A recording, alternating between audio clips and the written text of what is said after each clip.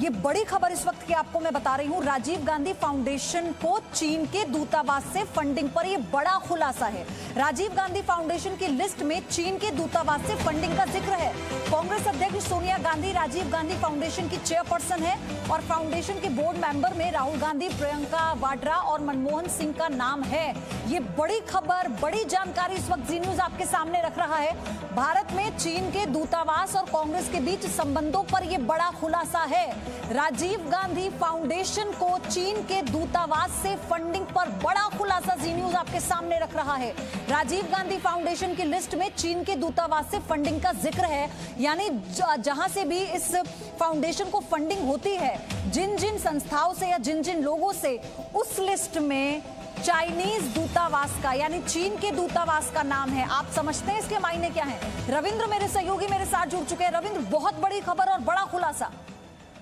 ये केवल बता दें कि चीन के दूतावास का ही इसमें नहीं नाम है पार्टनरशिप और डोनर्स में, बल्कि चीन सरकार का भी नाम है। इस 2005-6 के जो लिस्ट है उसमें कहीं ना कहीं भारत स्थित चीन के दूतावास और खुद चीन की सरकार डोनर्स में है, और पार्टनरशिप जो राजीव गांधी फाउंडेशन के साथ 2005 और 6 में हुआ। और इसको आप देखिए कि एक बात और इसके पीछे देखने में आ रहा है कि उसी दरमियान कांग्रेस जो यूपीए सरकार थी, कांग्रेस की कोशिश थी कि फ्री ट्रेड एग्रीमेंट हो भारत और चीन के बीच में, जबकि इम्बैलेंस था।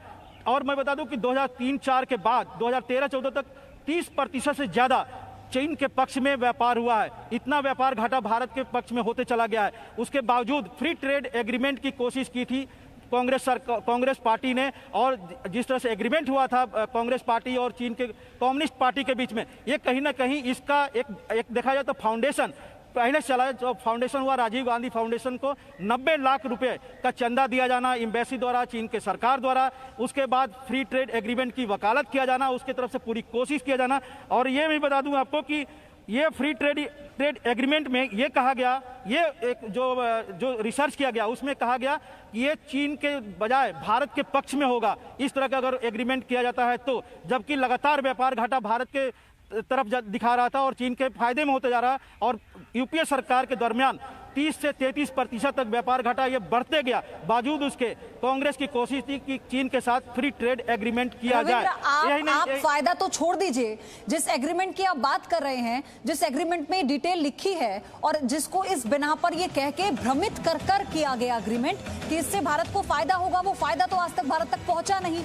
लेकिन ये बड़ा खुलासा इसलिए है क्योंकि राहुल गांधी और सोनिया गांधी चीन को लेकर चल रहे विवाद पर लगातार खुद अपनी सरकार पर सवाल उठा रहे हैं, यानी देश की सरकार पर, भारत की सरकार पर सवाल उठा रहे हैं और सरकार से सवाल पूछ रहे हैं कि बताइए सरकार का कदम क्या है, सरकार की स्ट्रेटेजी क्या है, सरकार पारदर्शिता क्यों नहीं अपना रही।